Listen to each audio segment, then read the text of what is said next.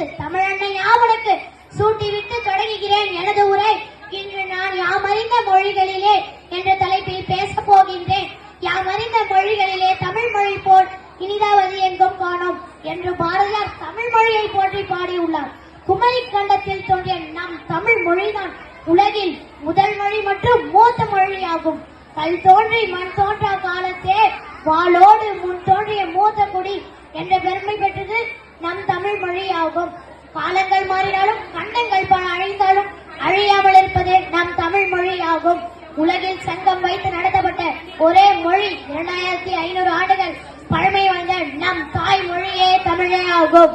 தமிழ் மொழி மட்டுமே வேற்று மொழிகளை சார்ந்திடாமல் தனித்து இயக்கும் தன்மை கொண்ட மொழியாகும். செம்மொழி என அறிவிக்கப்பட்ட 6 மொழிகளில் நம் தமிழ் மொழி ஒன்றாகும். தமிழ் மொழிக்கு செந்தமிழ், பைந்தமிழ், தெய்வத்தமிழ், முத்தமிழ் போன்ற பல சிறப்பு பெயர்கள் உள்ளன. உலகில் அனைவரும் தாய்மொழியில் பெயர் வைப்பார்கள். ஆனால் தாய் மொழியையே பெயராக வைத்துக் கொள்ளும் ஒரே மொழி தமிழே ஆகும். தமிழ் செல்வன், தமிழ் செல்வி, தமிழினி, தமிழிசை ஆகிய பெயர்கள் சிறந்த உதாரணமாகும்.